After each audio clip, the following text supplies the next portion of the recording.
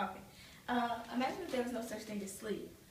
What if every time you needed energy, you had to go out and find a source for yourself? How would you get it, and how would you know what to do with the source if you had it? There are many things that can happen when you don't get enough sleep, and these things can be very detrimental to your health. I'm a psychology major here at Illinois State, so one of the things that I've studied is human sleeping patterns. I have antecedent knowledge of this topic to provide people who also find this topic interesting as I do. Sleep is a natural state of altered consciousness that is essential to your health and everyday function.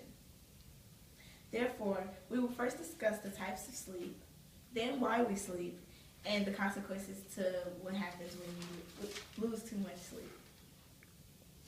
Now that we talked about, To begin with, we will first discuss the types of sleep. There are two types of sleep, non-REM and REM.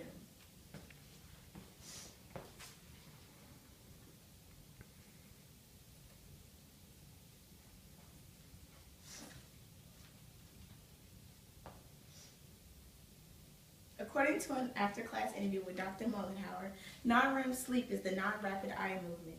It consists of 4 sleeping stages in which occurs while you're sleeping.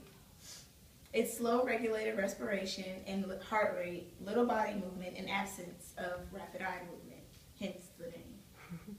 Non-REM is what 80 to 90% of sleep consists of, and is also part of when you're just resting your eyes. In this stage of sleep, you're still aware of your environment. Another type of sleep is REM, which is rapid eye movement. 20 to 25% of this type of sleep occurs at night. This is when your dreams are more vivid and more recurrent. Internally, there are intense brain activity, brain metabolism increases, and the brain temperature increases also. Externally, the body appears very calm and the large muscles are very still, yet paralyzed, and the brain consolidates learning. Now that we've talked about the two types of sleep, we can move on to why we sleep. There are many explanations and theories regarding the human necessity for sleep. Adults need up to 6 to 9 hours of sleep, while children need 8 to 9 hours of sleep. My guess was to restore our energy for the next day, like charging a battery. For the most part, my assumption was correct. According to the Harvard's Healthy Sleep, sleep makes us feel better, and going without sleep makes us feel worse, only begins to explain why sleep might be necessary.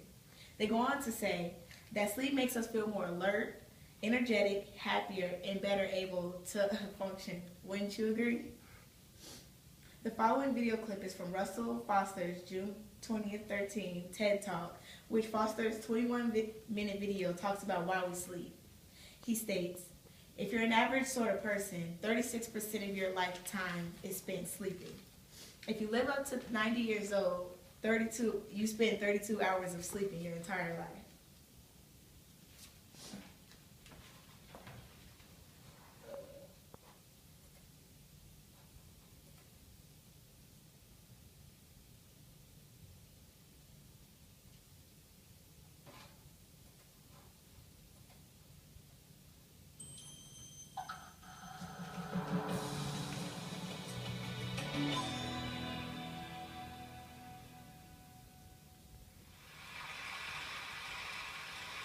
What I'd like to do today is talk about one of my favourite subjects, and that is the neuroscience of sleep. Now, there is a sound. It worked. a sound that is desperately familiar to most of us, and of course it's the sound of the alarm clock. And what that truly ghastly, awful sound does is stop the single most important behavioural experience that we have, and that's sleep. If you're an average sort of person, 36% of your life will be spent asleep, which means that if you live to 90, then 32 years will have been spent entirely asleep. Now what that 32 years is telling us that sleep at some level is important. And yet for most of us, we don't give sleep a second thought. We throw it away, we really just don't think about sleep. And so what I'd like to do today is change your views, change your ideas and your thoughts about sleep. And the journey that I want to take you on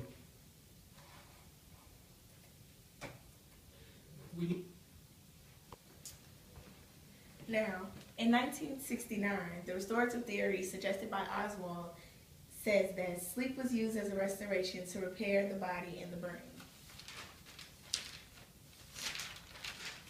Now that we understand why we sleep, we can finally discuss the consequences of losing too much sleep. From what you heard about sleep, how much more important do you think that your sleep is now? How bad do you think the consequences are if you lose too much sleep?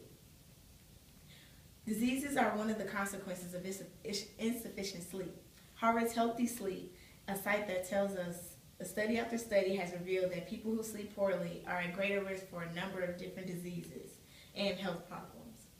Many of these diseases include obesity, diabetes, heart disease, mood disorder, etc. Sleep also alters daily performance negatively and public safety. Your perception and judgment are affected by a person's lack of sleep. Productivity is also slowed down by sleep deprivation, which means days are being wasted either messing up your daily task or just sleeping the day away. Life can be very dangerous too. Everyday tasks such as driving can become very life-threatening once you lose too much sleep. When you're too sleepy to pay attention to the road, it's very dangerous, and you can get into a car accident. Driving while sleepy is equal to drunk driving too, if no one knew that. Now, after all has been said and done, we've learned about the different types of sleep, we learned why we sleep, and the consequences if we lose too much sleep. Although no matter how much fun it is staying up late with your friends, or even how bad you need to finish your speech for calm, it's extremely important that you get as much sleep as you can, because it can also be detrimental to your health. So rest up.